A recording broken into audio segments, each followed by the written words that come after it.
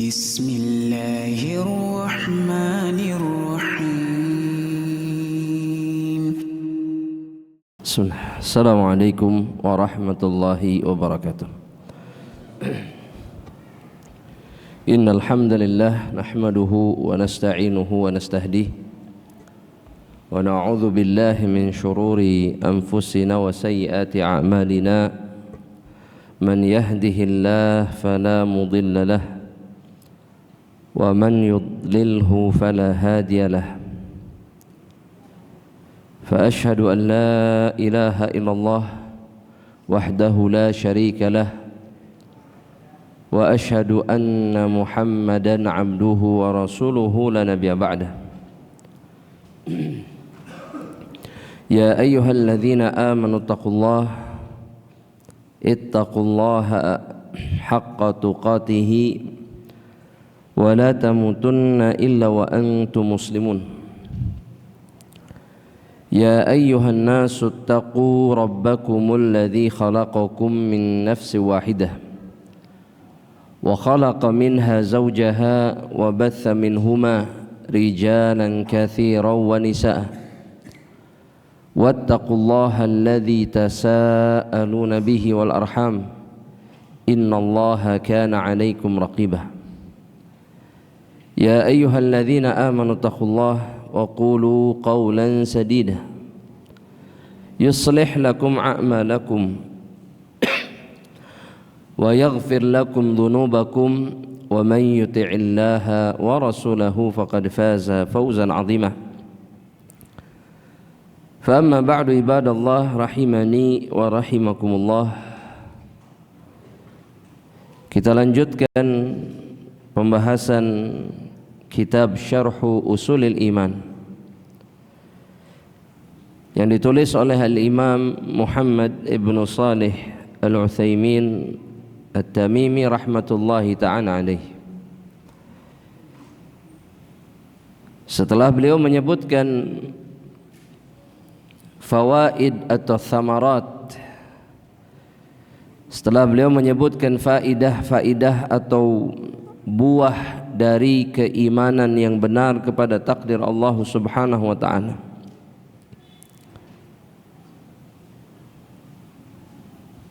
seperti al-i'timad 'ala Allah, bergantung hanya kepada Allah,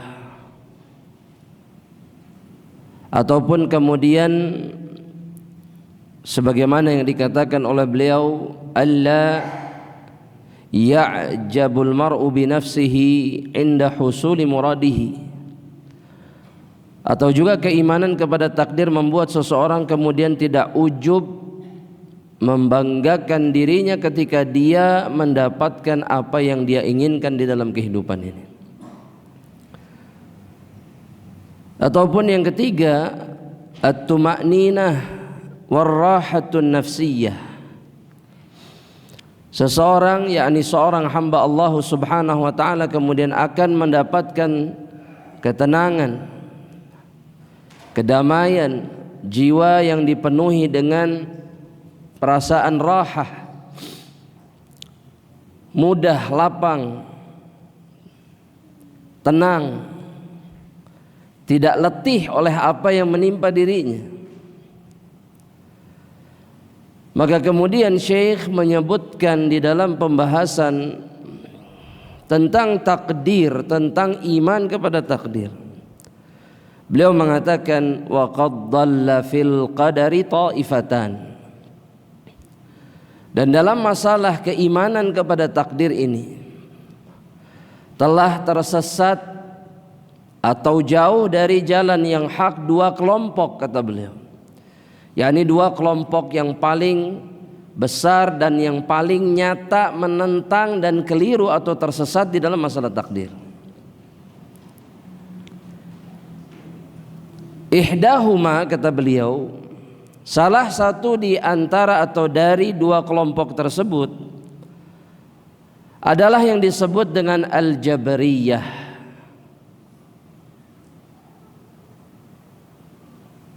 yang diawali, yang dimulai, dicetuskan oleh Jaham ibnu Safwan Kata Syekh, alladzina qalu, mereka-mereka yang mengatakan annal abda mujbarun ala amalihi wa laysa lahu fihi iradah wala qudrah.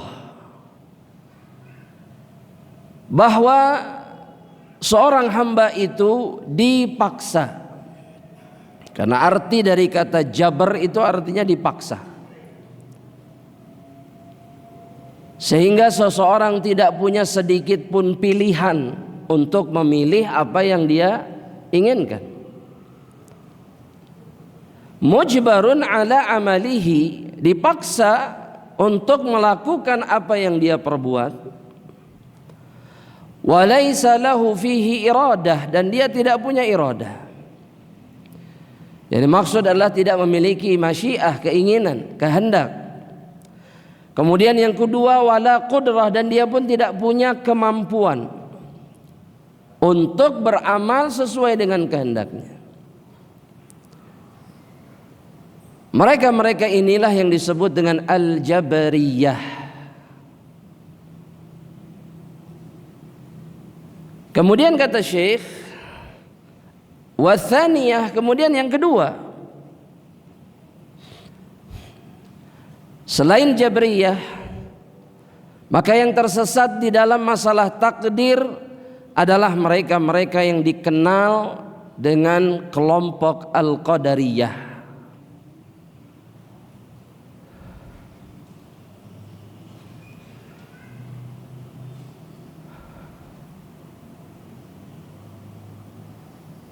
Kata Syekh, alladzina qalu, mereka-mereka yang mengatakan, kelompok Qadariyah ini adalah orang-orang yang mengatakan innal abda, sesungguhnya seorang hamba, mustaqillun bi amalihi fil iradati wal qudrah. Orang-orang Qadariyah ini adalah orang-orang yang mengatakan bahwa seorang hamba itu mustaqil. Apa artinya mustaqil? Jamaah, apa artinya mustaqil? Hah? Apa? Berkuasa? Bukan. Apa artinya mustaqil? Jemaah, mustaqil itu artinya sendirian, terputus dari yang lain. Yang dimaksud mustaqil di sini, mereka memaknai bahwa seorang hamba itu terputus dari Rabbnya, dari ilahnya dalam masalah takdir. Dia bebas melakukan amalannya sesuka apapun, dengan kehendak dia yang manapun, sesukanya, sebebasnya. Begitu juga dia berkuasa penuh dan punya kemampuan penuh di dalam amalnya, sama sekali tidak ada hubungannya sama Allah. Ini yang disebut dengan qadariyah. Bahwa apa yang saya lakukan, kalau saya melakukan ini maka hasilnya pasti begini. Makanya ada bau-bau unsur qadariyah pada kalimat mereka-mereka yang mengatakan bahwa usaha tidak akan pernah. Ini bau-baunya qadariyah. Ada aroma qadariyah dalam istilah ini. Kenapa? Karena orang-orang yang berkeyakinan seperti ini memastikan bahwa ikhtiar, usaha amalan mereka itu akan menghasilkan sesuatu. Itu pasti. Kalau begini pasti begini. Sedangkan ahlus sunnah wal jamaah itu tidak pernah meyakini perkara seperti ini. Jamaah, usaha pasti hasilnya sesuai dengan harapan kita atau tidak? Pasti tidak. Yang pasti apa kalau begitu? Anda mau tanya, yang pasti apa? Takdir Allah yang pasti. Apapun yang dikehendaki oleh Allah, apapun yang ditetapkan oleh Allah, itulah yang terjadi. Itu pasti. Sedikit pun tidak ada keraguan di dalamnya. Tapi adapun apa yang dilakukan manusia itu sendiri tidak memastikan apapun. Nah, qadariyah tidak. Qadariyah tidak. Bahkan Ghulatul Qadariyah yang pertama, orang-orang Qadariyah generasi yang pertama itu betul-betul mengatakan mereka dengan penuh keyakinan bahwa Allah tidak tahu apa-apa tentang apa yang dilakukan hamba-hambanya. Dan inilah yang kemudian dikafirkan oleh para ulama imam Ahlus Sunnah. Jadi misalkan antum ke masjid hari ini, duduk di sini jam segini, nulis dan seterusnya, itu Allah nggak tahu kata Qadariyah yang pertama. Karena hamba sendirilah yang melakukan apa yang dia ingin lakukan. Sama sekali nggak ada ruang Allah di dalamnya, nggak ada. Mustaqil. Ini yang disebut dengan Ghulatul Qadariyah. Nah, mereka ini muncul kapan, jemaah? Orang-orang Qadariyah ini muncul kapan? Jemaah, di zaman siapa? Di zaman siapa?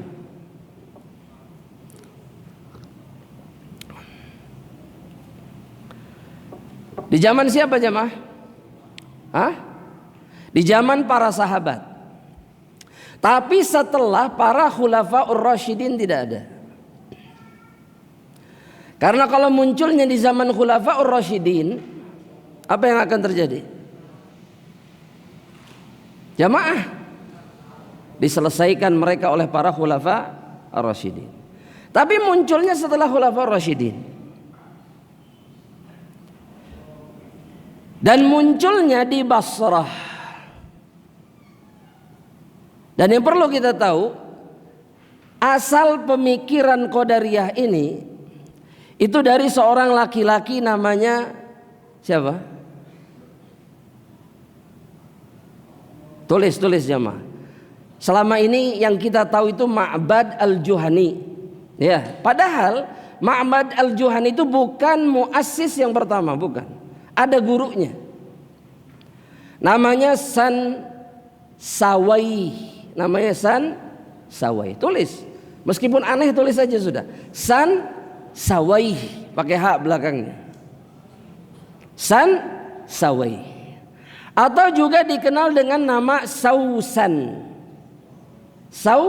Sausan bin Yunus al-Aswari. Bin Yunus al-Aswari.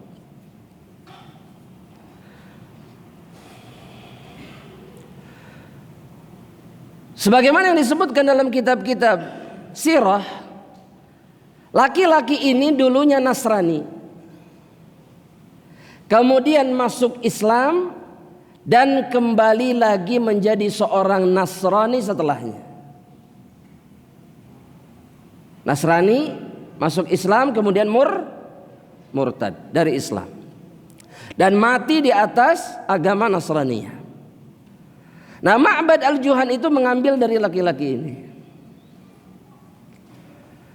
Di zaman para sahabat Rasulullah SAW masih hidup seperti Abu Hurairah, seperti Ibnu Abbas, seperti Abdullah ibnu Umar ibnu al-Khattab radhiyallahu taala anhuma. Tapi para khulafa sudah tidak ada. Nah, dalam riwayat Imam Muslim disebutkan jemaah rahmatullah Allah subhanahu wa ta'ala dari seorang tabi'in namanya Yahya ibnu Ya'mur atau Ya'mar. Beliau mengatakan awwalu man qala fil qadari bil Basrati Ma'bad al-Juhani. Laki-laki yang terkenal berucap, berpendapat tentang masalah takdir, mengomentari keyakinan Ahlus Sunnah wal Jamaah tentang takdir dan memiliki pemikirannya sendiri, itu Ma'bad al-Juhani. Jadi yang masyhurnya adalah Ma'bad al-Juhani, padahal dia mengambil dari orang lain. Maka kata Yahya, fantalaqtu ana wa Humaid ibn Abdurrahman al-Himyari. Maka dari Basrah saya dan tabi'in yang lainnya, namanya Abdurrahman, Humaid ibn Abdurrahman al-Himyari, hajjaini au mu'tamirain. Kami berangkat dari kota kami ke kota Mekkah dalam rangka haji, atau dalam riwayat disebutkan dalam rangka umroh. Faqulna, kami mengatakan, berjanji nih dua-duanya. Kami berkata satu sama lain, laulaqina ahadan min ashabin Nabi sallallahu alaihi wasallam fasa'alnahu amma yaqulu haula fil qadar. Kalau kita ketemu sama salah seorang sahabat Nabi, siapapun itu, maka kita akan sampaikan apa yang terjadi di Basrah tentang mereka-mereka yang mengatakan perkataan atau mengatakan sesuatu tentang takdir. Maka berjumpalah mereka dengan siapa? Abdullah ibnu Umar. Maka dalam riwayat ini disebutkan bahwa Abdullah ibnu Umar masuk ke dalam Masjidil Haram. Faktanaftuhu ana wa sahibi, maka saya dan sahabat saya Yahya ibnu Ya'mur dan Humaid ibnu Abdurrahman al-Himyari itu berada di samping Abdullah ibnu Umar. Kalau bahasa kitanya dipepet, dihimpit, diapit. Nah itu betul, itu yang betul, diapit. Saya di kanan, teman saya di kiri.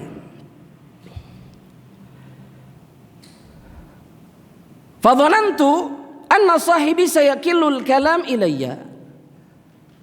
Dalam benak saya ketika berjumpa dengan Abdullah bin Umar, kami berdua sudah mengapit Abdullah bin Umar. Dua-duanya diam. Saya berpikir bahwa teman saya meminta saya untuk ngomong duluan. Jadi saya ngomong duluan katanya.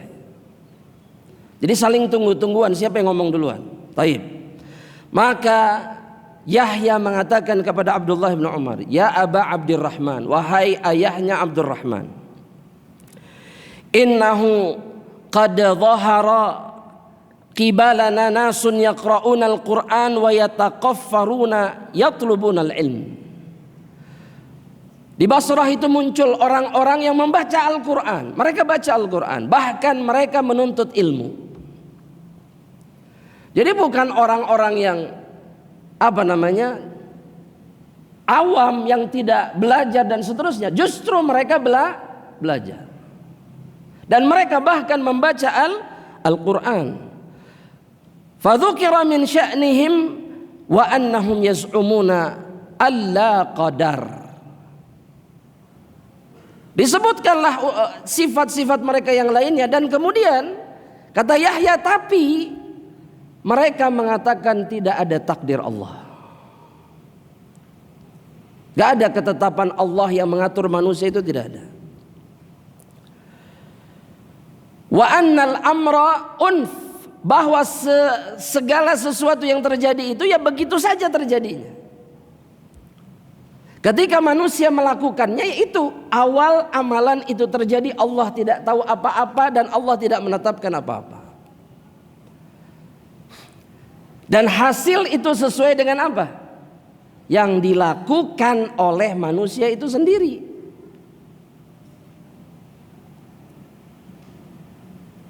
Nah, orang-orang sekarang ini sebagian ada yang nyerempet dengan qadariyah ini. Mengandalkan ikhtiar. Wah, kalau sama ikhtiar percaya. Kudu nakil. Harusnya begini, tapi kenapa begini? Mirip dengan, ada kemiripan sedikit sama qadariyah. Qadariyah yang pertama, bahkan mereka menafikan ilmu Allah, dan ini yang menyebabkan mereka terjerumus ke dalam kekufuran. Allah nggak tahu apa-apa sama sekali. Bayangkan, Allah yang ciptakan, Allah yang berikan ruh, Allah yang berikan rizki, Allah yang berikan segalanya, kemudian Allah nggak tahu apa-apa. Secara akal saja ini sudah tidak masuk akal.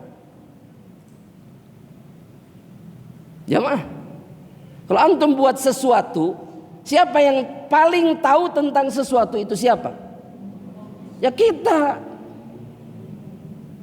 Ya, bikin kopi yang enak, siapa yang tahu? Oh, barista katanya, Masya Allah. Belum tentu sesuai selera, betul tidak? Yang enak buatan anak, kadar ininya sekian, gulanya sekian. Gimana bisa kemudian mengatakan yang bikin nggak tahu? Nah, orang qadariyah mengatakan Allah tidak tahu. Maka dua orang ini bertanya kepada Abdullah ibnu Umar, apa pendapatmu tentang mereka? Apa kira-kira menurut Abdullah ibnu Umar apa? Ini sahabat Nabi. Dan Abdullah ibnu Umar ditanya kenapa? Karena dia yang paling tahu tentang akidah Nabi Muhammad SAW tentang perkara takdir. Sahabat Nabi lebih tahu dari siapapun. Maka kata Abdullah ibnu Umar, tulis ini jemaah, fa idza laqita ulaika, jika engkau kembali berjumpa dengan mereka, orang-orang yang kau sebutkan tadi, fa akhbirhum, kabarkan kepada mereka, anni bariun minhum, saya berlepas diri dari mereka. Wa annahum bura'un minni, dan mereka berlepas diri dari diriku. Maksudnya nggak sama dengan akidahku, keyakinanku tentang takdir. Dalam riwayat Muslim yang lainnya, Abdullah ibnu Umar juga mengatakan tentang orang-orang Qadariyah ini, lau anna ahadahum aw lau anna li ahadihim mithla uhudin dhahaban fa anfaqah, andaikan salah seorang dari mereka punya emas sebesar gunung Uhud dan kemudian mereka infakkan di jalan Allah, ma qabilallahu minhu hatta yu'mina bil qadar. Allah tidak akan pernah terima sedekah sebanyak itu dari mereka sampai mereka mengimani takdir, bahwa takdir Allah itu ada dan Allah mengetahui segalanya sebelum segala sesuatu itu ada di alam semesta ini. Sebelum segala sesuatu itu terjadi, Allah sudah tahu. Dan ini yang menjadi dalil sebagian ulama yang mengisyaratkan kekufuran orang-orang Qadariyah. Allah nggak terima amal soleh mereka karena mereka bukan mukmin. Ya, jamaah rahmatillah Allah. Syekh Muhammad ibn Shalih al-Utsaimin, beliau mengatakan orang-orang Qadariyah itu mengatakan walaisa li masyiatillahi ta'ala wa qudratihi fihi athar. Orang-orang Qadariyah itu meyakini bahwa kehendak Allah, bahwa kudrah Allah itu tidak ada dampaknya sedikit pun kepada makhluk. Gak ngefek, gak berdampak apapun kepada makhluk. Itu keyakinan orang-orang Qadariyah. Jadi full seorang hamba itu mengatur apa? Apa? Amalannya sendiri. Taib. Ini dua taifah yang tersesat kata Syekh. Ini dua kelompok yang menyimpang dari jalan yang hak. Dan beliau kemudian mengatakan waraddu ala taifatil ula. Maka bantahan kita kepada kelompok yang pertama yaitu Al-Jabriyah, itu dibantah dengan dua perkara. Yang pertama bisyar'i, dengan dalil syariat.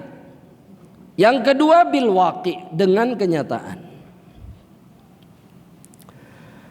Amma syar'u, adapun syariat kata beliau, annallaha ta'ala athbata lil abdi iradatan wa masyiah, bahwa Allah Ta'ala menetapkan bagi seorang hamba bahwa mereka punya iradah wa masyiah, mereka punya kehendak. Ana mau tanya sama hadirin, datang ke sini ada keinginan atau tidak?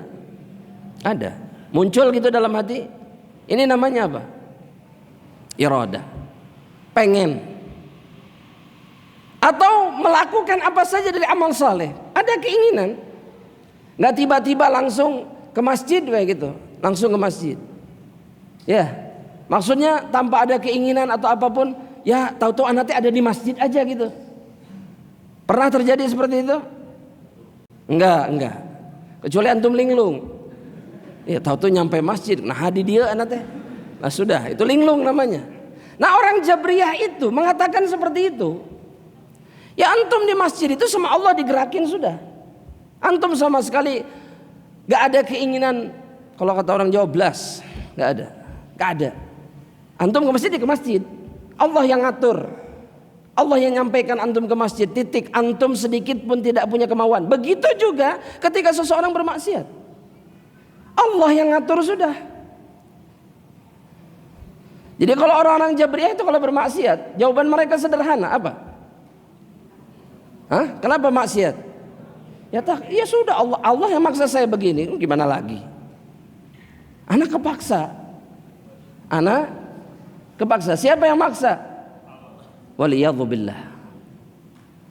Ini secara akal pun gak bisa diterima.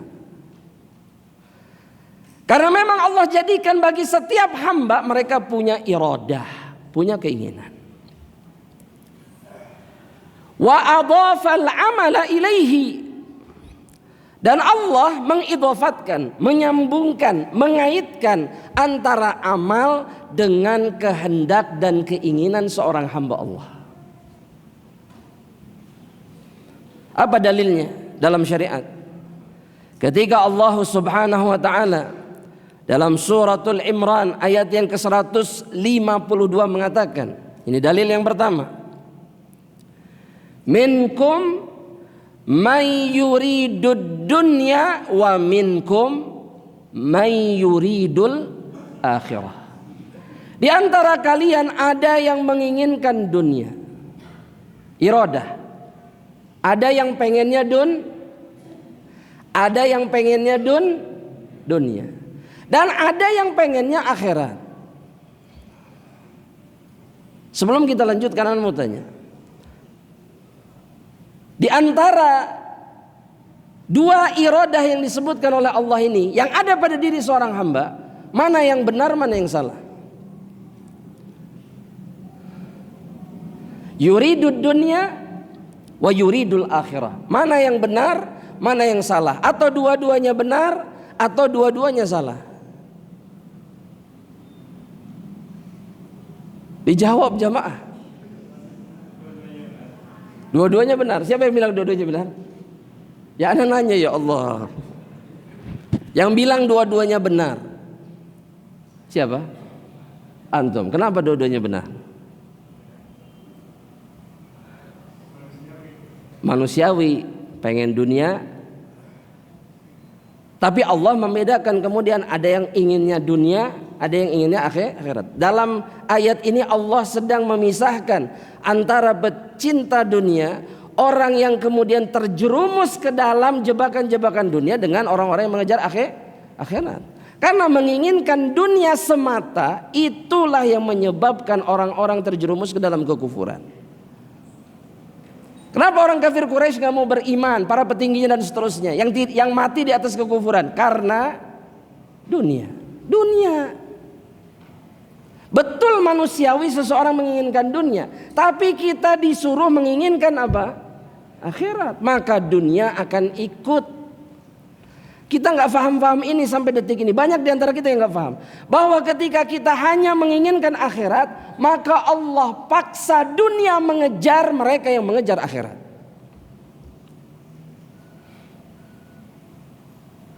Kita mengeluh, ya Allah gimana ya antara dunia sama akhirat? Gak ada bedanya. Paham maksudnya? Gak ada yang harus dipertentangkan.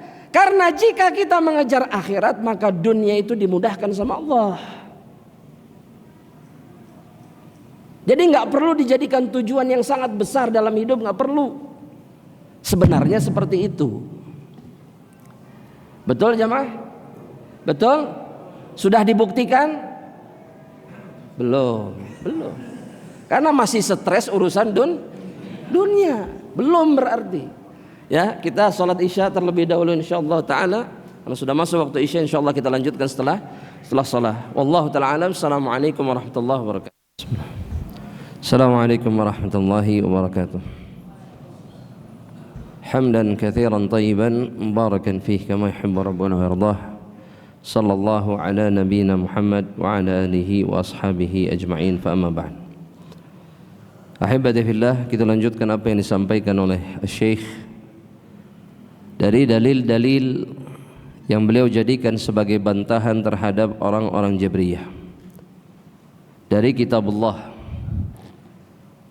Sebagaimana yang sempat kita singgung tadi sebelum salat, firman Allah Subhanahu wa taala dalam surat Al-Imran. Ketika Allah Subhanahu wa taala mengatakan minkum may yuridud dunya wa minkum may yuridul akhirah. Di antara kalian ada yang menginginkan atau menghendaki dunia, kata Allah Subhanahu wa taala. Dan juga di antara kalian ada yang menginginkan akhirat. Sebagai isbat atau penetapan bahwa seorang hamba, seorang makhluk, seorang manusia memiliki iradah, memiliki keinginan. Tidak seperti yang dikatakan oleh orang-orang Jabriyah bahwa makhluk, bahwa hamba Allah tidak memiliki iradah sama sekali. Mujbar, dia dipaksa oleh Allah Subhanahu wa taala. Sama sekali tidak punya ruang untuk memilih. Dengan satu ayat ini saja sudah terbantahkan apa yang mereka katakan. Belum lagi Syekh menyebutkan dalil yang lain. Yang Allah Subhanahu wa taala firmankan di dalam surat Al-Kahfi ayat yang ke-29. Ketika Allah Subhanahu wa taala mengatakan wa qulil haqqu mir rabbikum, katakan wahai Muhammad kepada mereka bahwa yang namanya kebenaran itu datangnya dari Rabb kalian. Kemudian Allah mengatakan faman syaa'a falyu'min.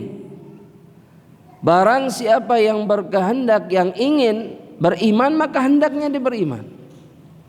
Menerima kebenaran yang diturunkan oleh Allah Subhanahu wa taala itu.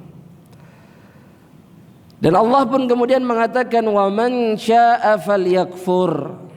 Dan barang siapa yang mau, yang berkehendak untuk kufur, maka hendaknya dia kufur. Kalau dia memilih untuk mengingkari kebenaran ini, lakukan, kata Allah.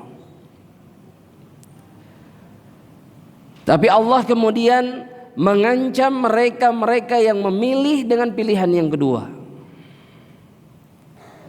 Kalau mereka memilih kekufuran, Allah kemudian mengatakan inna a'tadna lil-zalimina naran ahata bihim suradiquha.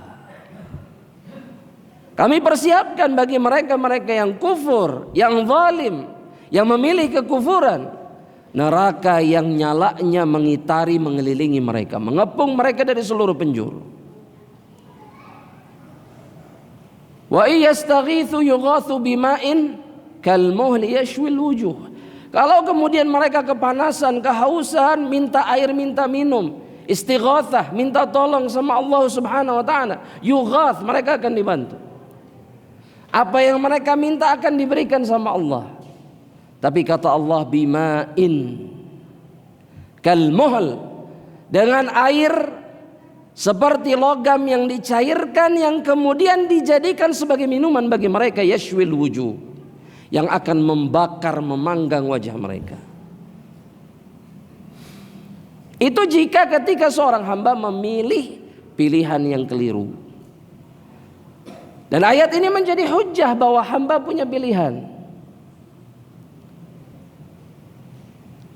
Belum lagi ayat yang ketiga yang disebutkan oleh Syekh, yang Allah firmankan dalam surat Fussilat ayat yang ke-46. Ketika Allah Subhanahu wa taala mengatakan man amila salihan fali nafsihi Barang siapa yang beramal saleh, maka dampak, maka akibat, maka keuntungan dari amal saleh itu bagi dirinya sendiri.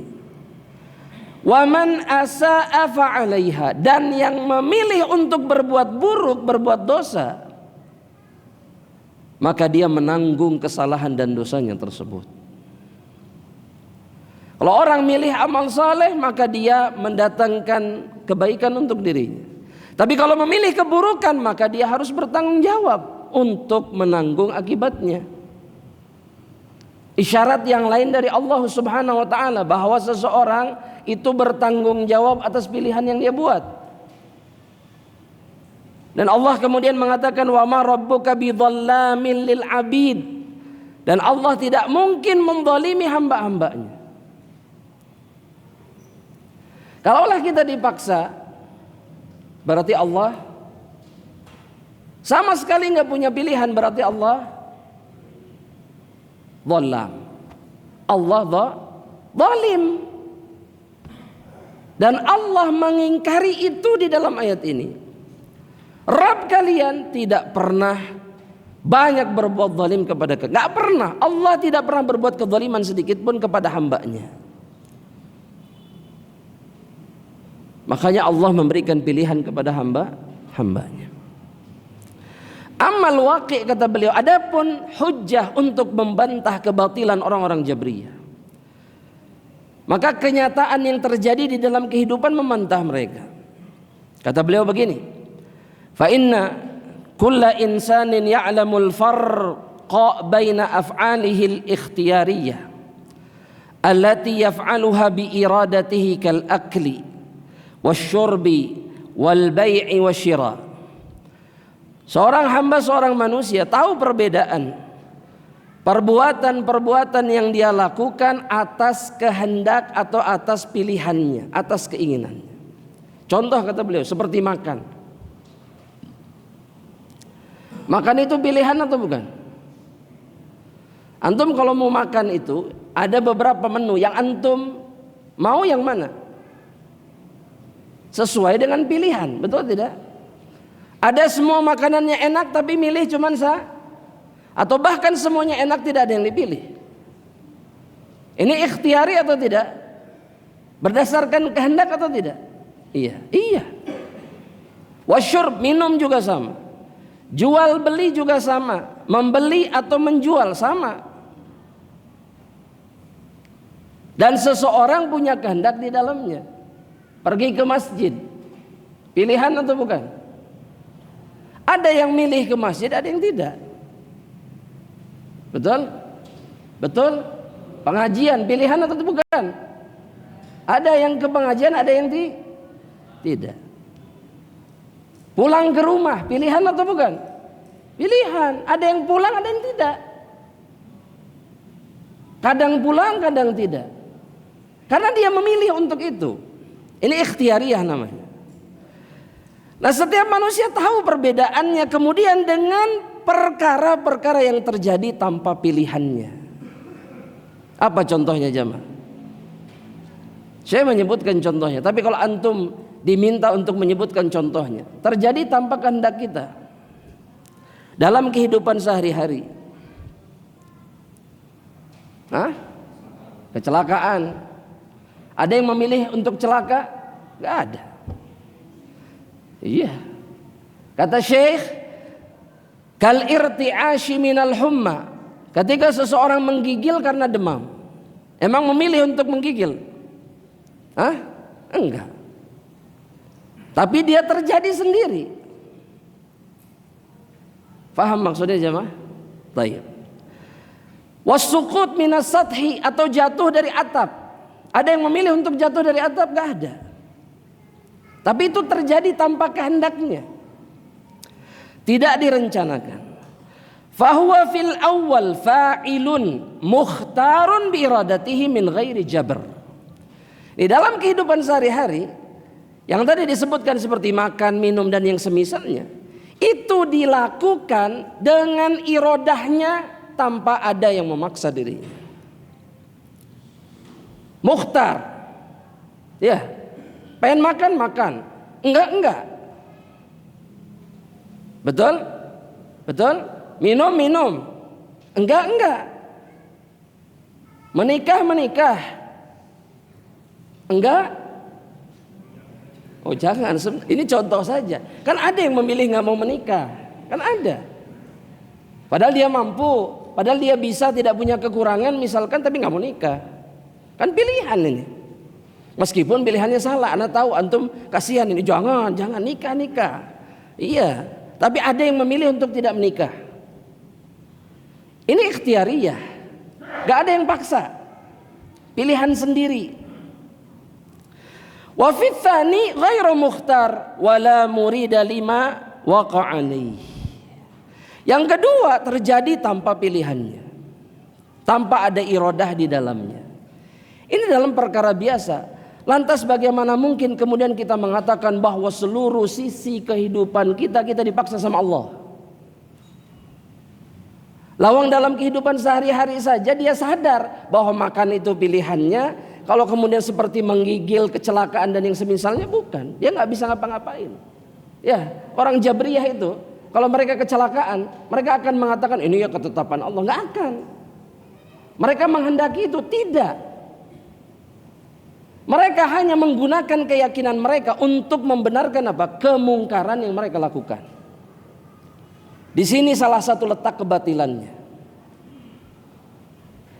Berdalil, ya anak berzina ya karena udah jabri, saya nggak punya pilihan. Saya ini seperti boneka. Ya, dan di antara bau-bau jabriyah itu ada pada kalimat dunia ini adalah panggung sandiwara. Seperti boneka. Disuruh begini begitu, ini jabriyah. Baunya. Kalau kita bicara dunia itu seperti ini, ada yang dijadikan ini sama Allah, ada yang enggak. Karena boneka itu punya pilihan atau tidak? Enggak. Sedangkan kita diberikan pilihan oleh siapa? Allah Jalla Jalaluhu. Itu orang-orang Jabriyah. Adapun orang Qadariyah kata Syekh, kita selesaikan malam ini insyaallah taala. Penolakan terhadap atau bantahan terhadap orang-orang Qadariyah itu juga dengan syariat dan juga akal kata Syekh. Amma syar'u fa inna Allah ta'ala khaliqu kulli syai' wa kullu syai'in kainun bimasyiatihi. Bantahan dari syariat terhadap orang-orang Qadariyah yang mengatakan Allah sedikit pun tidak punya peran di dalam amal seorang hamba. Syariat memastikan bahwa sesungguhnya Allah adalah pencipta segala sesuatu dan segala sesuatu terjadi di bawah kehendak Allah. Itu yang ditetapkan dalam syariat. Wa qad bayyana Allah, dan Allah telah menetapkan, menjelaskan fi kitabihi anna af'alal ibad taqa'u bimasyiatihi, bahwa seluruh perbuatan hamba terjadi di bawah kehendak Allah. Kalau Allah tidak berkehendak, tidak ada yang akan terjadi dan bisa dilakukan seorang hamba. Orang Qadariyah kan menafikan ini, ya. Jadi kita yang menentukan takdir hidup kita sendiri. Semua tergantung kita. Ingin jadi ini ya jadi itu. Lakukan jalannya, titi jalannya, engkau akan menjadi itu. Enggak. Kalau dalam Islam tidak. Ya, banyak orang yang menuju ke satu titik tapi kemudian Allah jadikan dia ke titik yang lain. Kan sering terjadi dalam hidup. Tapi kita atau orang-orang Qadariyah ini enggak sadar-sadar bahwa hidup mereka itu menjadi hujjah bahwa apa yang mereka yakini batil. Sebetulnya, tapi kalau Allah sudah cabut hidayah, selesai. Ya, bagaimana cara mereka menjelaskan bahwa ternyata apa yang mereka rencanakan tidak terjadi? Gimana sih? Sudah ikhtiar sempurna, nggak kejadian. Bagaimana cara menjelaskan itu? Kalau semuanya tergantung apa? Kita. Coba jelaskan. Ada jutaan mungkin atau ribuan kejadian dalam hidup yang nggak bisa atau yang tidak sesuai dengan kehendak kita. Gimana cara menjelaskannya? Kalau kita berkeyakinan seperti orang-orang Qadariyah. Baik. Dalilnya apa? Bahwa semuanya di bawah kehendak Allah. Dalam surat Al-Baqarah ayat yang ke-253. Ini dalil pertama yang disebutkan oleh beliau rahimahullahu ta'ala. Surat apa? Ayat berapa? Masya Allah. Kata Allah subhanahu wa ta'ala, walau sya'allahu maqtatala alladhina min ba'dihim min ba'di ma ja'athumul bayyinat walakin ikhtalafu faminhum man amana wa minhum man kafar. Kalau Allah menghendaki, niscaya orang-orang setelah mereka tidak akan saling membunuh satu sama lain. Setelah bukti-bukti sampai kepada mereka, setelah Allah utus para rasul, setelah Allah turunkan kitab-kitabnya, ayat-ayatnya, tapi Allah menghendaki mereka kemudian untuk ribut, untuk ikhtilaf satu sama lain, mempertentangkan kebenaran, itu di bawah kehendak Allah subhanahu wa ta'ala. Tetapi mereka berselisih, maka di antara mereka minhum man aman, di antara hamba Allah ada yang beriman, wa minhum man kafar. Walau sya'allahu maqtatalu walakinnallaha yaf'alu ma yurid. Perhatikan kalimat terakhir. Garis bawahi jemaah. Kalau ditulis, ini kalau ditulis ayatnya. Ditulis enggak? Atau nama surat sama ayatnya saja?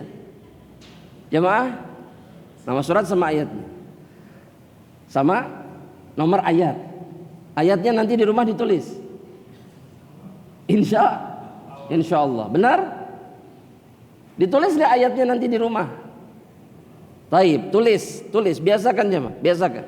Di rumah kalau sudah nyatet dalil, ada sumbernya, tulis di catatannya. Mau di HP atau di mana pun. Ya. Dan perhatikan apa yang terkandung di dalam.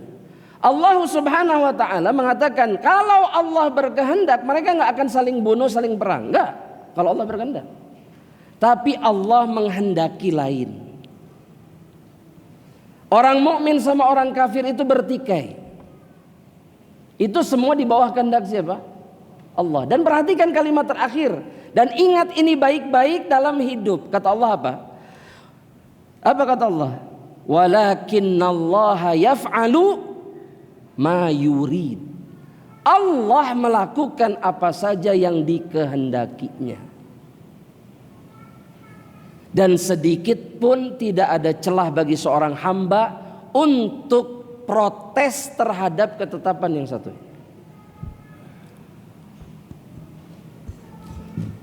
Makanya jangan pernah mempertanyakan apa yang ditetapkan sama Allah. Kenapa begini ya Allah?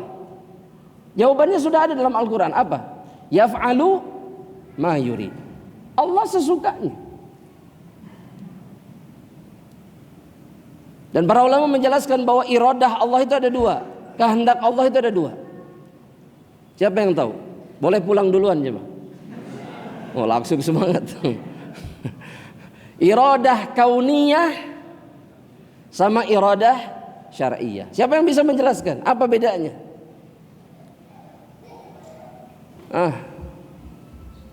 Ini yang ikut halakoh tahu harusnya. Bismillah. Fadhal.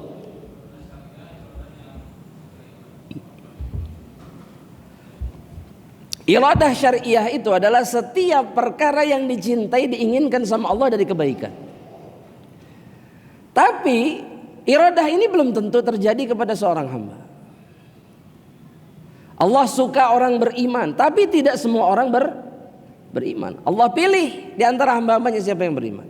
Ini namanya iradah syariah. Adapun iradah kauniyah itu adalah kehendak Allah yang menetapkan segala sesuatu terjadi di alam semesta ini, mau baik mau buruk. Itu semua di bawah kehendak Allah. Kenapa matahari terbit dari mana? Barat atau timur? Dari timur. Kalau dari barat kiamat. Dari timur terbenam di mana? Atas kehendak siapa? Allah. Itu kauniyah. Matahari nanti pun dari barat. Kenapa dari barat? Atas kehendak Allah. Kenapa terjadi pembunuhan di atas permukaan bumi ini? Awal marrah ketika anak Adam membunuh saudaranya. Itu atas kehendak siapa itu terjadi? Allah. Kauniyah. Terjadi karena Allah menetapkannya. Faham maksudnya? Ini semua kauniyah, baik atau buruk. Tapi kalau syariah hanya yang dicintai, disukai oleh Allah Subhanahu wa taala. Jelas sampai di sini? Baik. Dan Allah berkehendak dan menghendaki apapun sesukanya. Sudah. Makanya hentikan kalimat yang mempertanyakan ketetapan Allah. Kenapa Allah? Kenapa saya? Kenapa bukan dia? Kenapa dan kenapa? Dalam Al-Quran pun Allah membantah orang-orang yang mengatakan seperti ini. La yus'alu amma yaf'al. Allah itu tidak ditanya tentang apa yang dilakukannya. Wahum yus'alun, tapi hamba-hamba itu yang ditanya oleh Allah. Dalam surat Al-Anbiya ayat yang ke-23. Sudah ingat-ingat itu. Kalau berbicara takdir ingat itu sudah. Allah sesukanya dan kita tidak perlu mempertanyakan apa yang ditetapkan sama Allah. Karena kita nggak bisa mengubah apa-apa. Tugas kita apa? Menerima dan melakukan yang benar. Mengimani takdir dengan benar. Dalil yang lainnya, jamaah rahmatillah Allah. Dalam surat As-Sajdah ayat yang ke-13. Kata Allah Jalla Jalaluhu, walau syi'na, kata Allah, kalau kami berkehendak, la ataina kulla nafsin hudaha, kami akan datangkan kepada setiap jiwa petunjuk baginya. Allah mudahkan hidayah bagi semuanya kalau kami berkehendak, kata Allah. Akan tetapi kata Allah, walakin haqqal qawlu minni, tapi telah tetap ketetapan, perkataan dariku, kata Allah. Aku sudah menetapkan. La amla anna jahannama minal jinnati wan nasi ajma'in. Aku akan penuhi neraka itu dengan jin dan manusia. Jadi kalau antum tanya mana yang lebih penuh antara surga sama neraka, mana yang lebih penuh? Anda ulangi sekali lagi pertanyaannya. Kalau ditanya mana yang lebih penuh, surga atau neraka? Apa dalilnya? Ini salah satunya. Dan dalam hadis Nabi Muhammad SAW mempermisalkan persentase antara ahlul jannah dengan ahlun nar. Apa permisalan yang diberikan sama Rasul dalam hadis? 1000 banding 1. Ada yang lebih jelas lagi, ada yang lebih menunjukkan bahwa penghuni surga itu sedikit, yang lebih banyak penghuni neraka. Seperti satu helai rambut putih di tubuh kerbau atau sapi yang semisalnya yang berbulu hitam. Satu helai itu ahlul jannah, sisanya ahlun nar.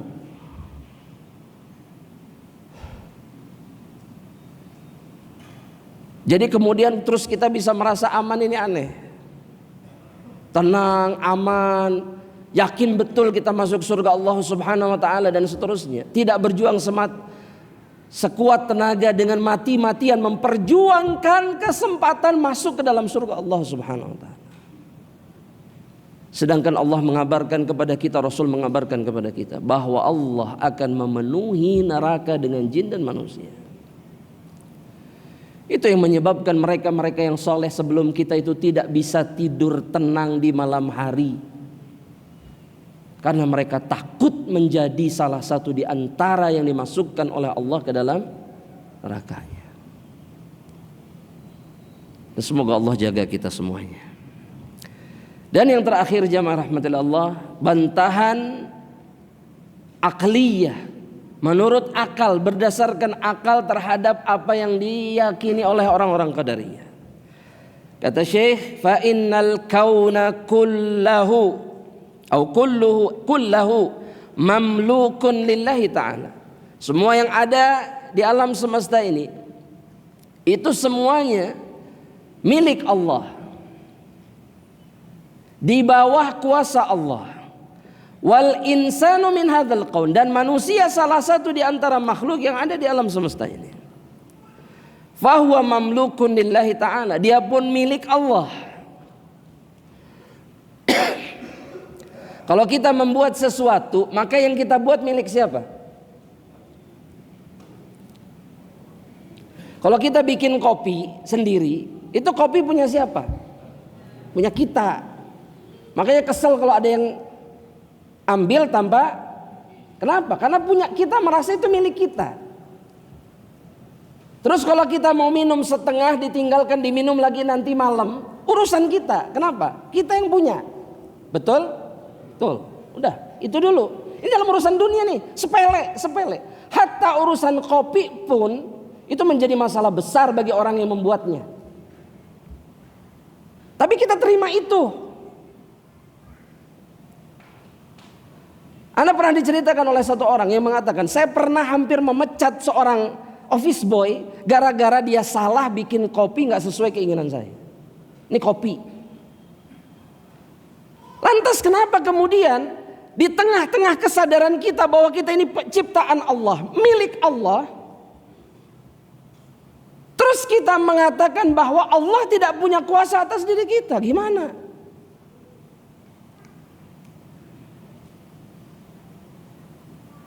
Benda-benda dunia yang kita anggap milik kita, kita begitu menguasainya dan mengaturnya. Kenapa lantas Allah kemudian tidak punya hak untuk mengatur kita? Di sini terlihat bahwa mereka tidak, sama sekali tidak punya akal ketika mengatakan bahwa Allah tidak punya kuasa atas dirinya.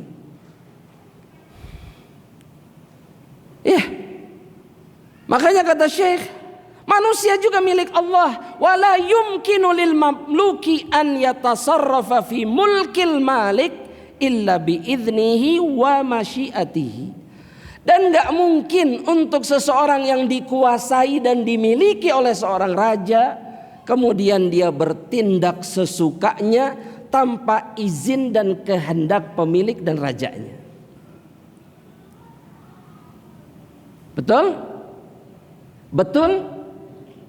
Ngatur anak-anak tidak di rumah, diatur tidak? Diatur. Kenapa?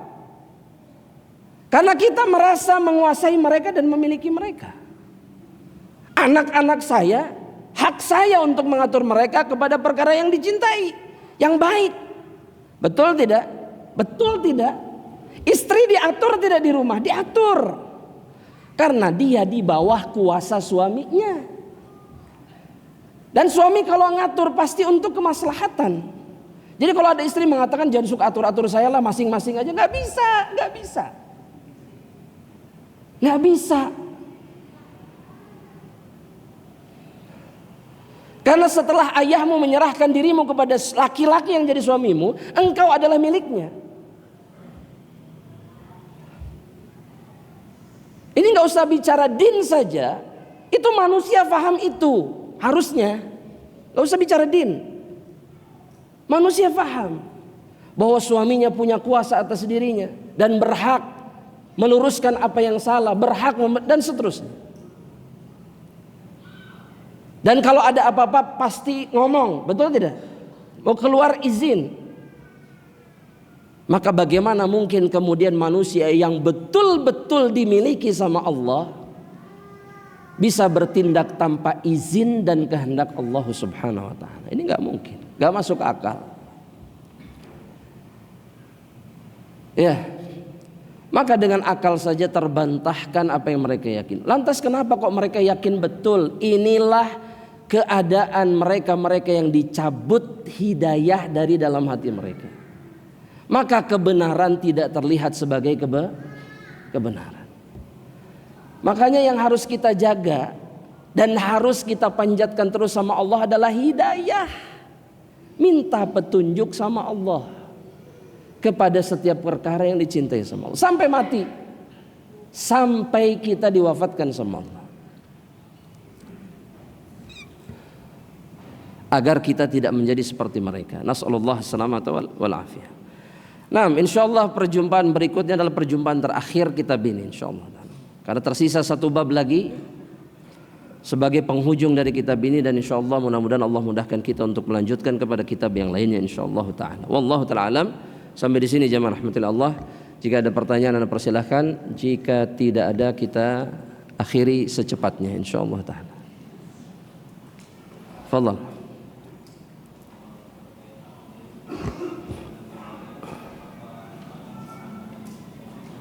Ya?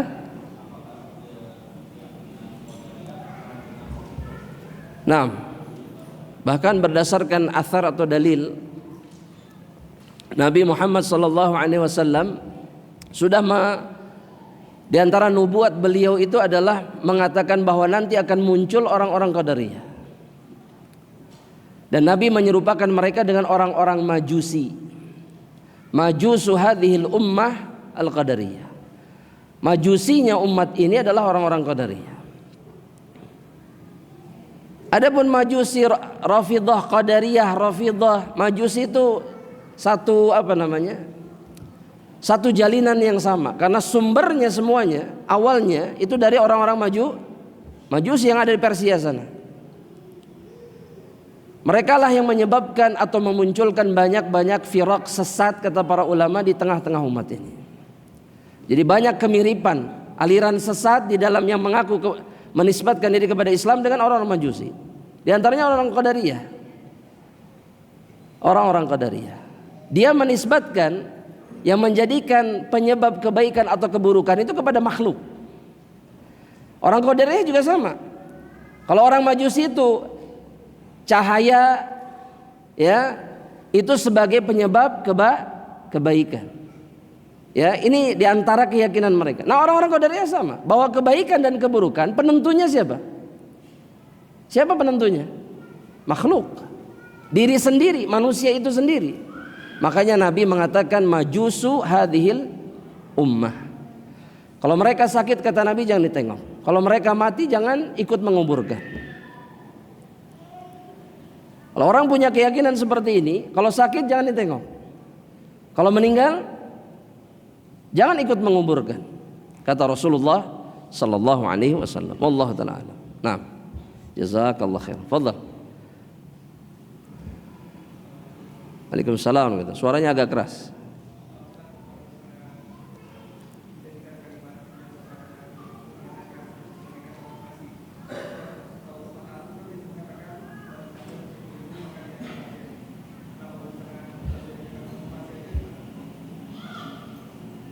Hatta menjadi motivasi saja nggak tepat. Kalimat ini tidak tepat, karena akan menggiring manusia untuk bersandar kepada apa yang dia lakukan. Yang dimaksud pepatah Arab yang masyhur itu manjadda, ini dikritisi oleh para ulama. Meskipun diajarkan oleh banyak orang dalam pengajaran, tapi secara makna batil. Bersinggungan dengan masalah-masalah yang krusial dalam akidah, dalam masalah takdir. Makanya yang lebih baik tidak mengajarkan ini. Bukan berarti kemudian kita nggak perlu bersungguh-sungguh. Perintah bersungguh-sungguh itu perintah Allah. Tapi masalah hasilnya itu urusan siapa? Allah. Di tangan siapa? Allah. Karena ada banyak orang yang bersungguh-sungguh, dia tidak menjumpai hasilnya. Ya, kalau ingin menjadikan sesuatu sebagai motivasi, gunakan ayat-ayat Allah. Fa idza faraghta fansab. Kenapa nggak pakai itu? Kenapa harus manjadda wajada? Kalau engkau sudah selesai dari satu urusan, mengerjakan sesuatu, bersemangat untuk melakukan urusan yang lain yang baik. Ayo. Atau ayat yang lain, walladzina jahadu fina lanahdiyannahum subulana. Orang-orang yang bermujahadah, yang berjuang di jalan kami, memaksakan dirinya, melakukan yang terbaik, menghabiskan tenaga, pikiran dan segalanya untuk jalan Allah, untuk Allah, di jalan Allah, kami akan berikan petunjuk kepada jalan-jalan kebaikan yang ada di dalam jalan Allah. Kenapa nggak pakai itu sebagai motivasi? Kenapa tidak menjadikan sebuah hadis misalkan bahwa Allah mencintai orang-orang yang ketika mengerjakan sesuatu itu sempurna di dalam perkara itu. Allah suka manusia yang kalau berikhtiar itqan, sempurna dalam ikhtiarnya. Kenapa nggak menjadikan itu sebagai motivasi? Kenapa harus manjada? Wajad. Dan kenyataannya tidak seperti apa yang dikatakan. Ya, itu setiap pagi jam 6, 7 sampai jam 8. Itu ada ribuan orang-orang yang bersungguh-sungguh dalam hidupnya. Berangkat dari rumah pagi-pagi, pulang tengah malam atau larut malam. Itu manjada bukan? Manjada. Mereka mendapatkan apa yang mereka inginkan atau tidak? Mungkin hampir semua tidak menerima apa yang pantas mereka terima sesuai dengan usahanya. Itu manjada semua. Tapi banyak di antara mereka yang tidak wajad, tidak menemukan apa yang mereka perjuangkan. Betul? Khalas. Kalau kita berkeyakinan seperti ini, insyaallah Bapak yang terakhir insyaallah, kalau kita berkeyakinan seperti ini, ya, bahwa semuanya tergantung usaha keras kita, maka kita akan sering kali kecewa dan sering kali terjerumus ke dalam keputusasaan. Itu pasti. Orang-orang beriman tidak pernah berpikiran seperti ini. Allah Ta'ala. Silakan Pak. Ada 2 yang terakhir. Nanti Bapak yang terakhir sekali nggak apa-apa Bapak ya. Insya Allah Bapak dapat kesempatan. Yang ngangkat tangan. Nah, ini yang depan dulu, setelah itu Bapak. Nah, silakan. Tafadhal.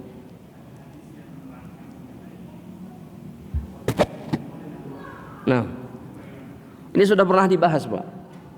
Yang dimaksud kata para ulama bahwa perubahan takdir dengan doa itu terjadi di bawah takdir Allah.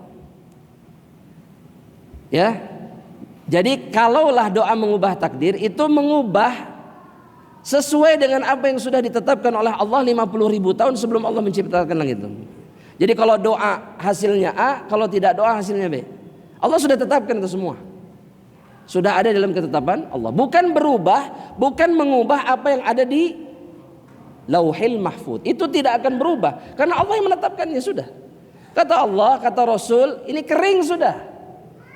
Nggak akan ada pengubahan apapun. Kenapa begitu Ustaz? Karena Allah tidak mungkin keliru di dalam ketetapan. Yang ada di pikiran kita sering sadar tidak sadar mengkorelasikannya dengan diri kita sendiri manusia. Ya mungkin aja kan ada salahnya. Nggak mungkin kalau Allah. Allah itu tidak mungkin sah. Makanya Allah nggak perlu rubah. Allah tidak akan merubah apa yang sudah ditetapkannya. Karena ketetapannya Nah itu yang agak susah difahami sama banyak orang. Allah itu sudah sempurna sudah. Sekali tetap sudah. Gak ada yang perlu dirubah karena sempurna, gak ada kekurangan, gak ada kekeliruan, gak ada error sedikit pun. Jelas sampai di sini? Terakhir Bapak, silakan. Waalaikumsalam warahmatullahi wabarakatuh. Silakan Pak. Iya Pak. Ya. Ya.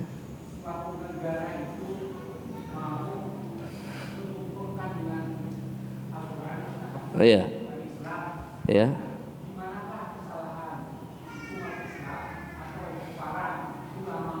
Nah. Ya. Allah sudah menyebutkan inti kesalahannya dalam Al-Quran. Kata Allah, wa kadzalika nuwalli ba'dadh-dhalimina ba'dhan atau ba'dhum.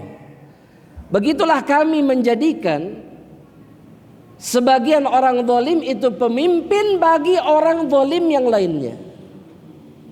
Kata para ulama, ayat ini menjelaskan bahwa ketika misalkan Allah takdirkan satu umat dipimpin oleh orang zalim, maka itu karena umat tersebut adalah segerombolan manusia zalim.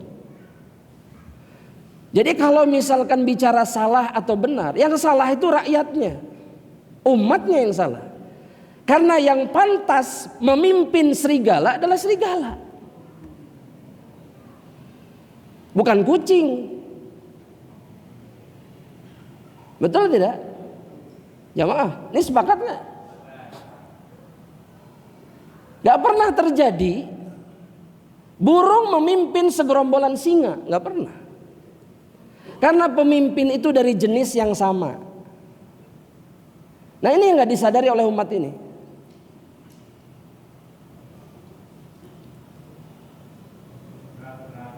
Berat betul Pak, berat. Makanya kalau ditanya siapa yang harus berubah, umat yang harus berubah. Kalau ingin kemudian mendapatkan pemimpin dari jenis yang sama, kalau ingin orang soleh, maka jadilah manusia-manusia soleh. Kalau umatnya itu adalah kumpulan para penzina, para penjudi, para peminum khamar, para penipu, maka seperti itu pula lah Allah jadikan pemimpin bagi mereka. Nggak bisa. Gawat memang. Makanya yang harus sibuk kita lakukan itu adalah menegakkan amar ma'ruf nahi mungkar semampu yang bisa kita lakukan. Nasihat terus. Ada yang salah kasih tahu. Ini nggak boleh. Ayo ke masjid. Ayo ibadah. Ayo bertakwa sama Allah. Itu kunci. Itu kuncinya. Bukan kemudian sibuk mengeluh dan seterusnya. Nggak akan ada yang berubah. Makanya Ali bin Abi Thalib itu menegaskan itu kepada seseorang yang bertanya ketika ada pertikaian di tengah-tengah masa itu. Ditanya, kok zaman sekarang ini kita ribut begini? Iya, karena rakyatnya seperti kalian, kata Ali. Makanya keadaannya seperti ini. Ya, jadi makanya hentikan ya menyalahkan orang lain dalam masalah ini. Salahkan diri kita sendiri. Karena selama kita tidak berubah demi Allah, tidak akan ada yang berubah di dalam masalah ini. Ya, mana yang lebih banyak, orang soleh atau ahlul maksiyah? Khalas, maka pemimpinnya akan dari jenis yang sama.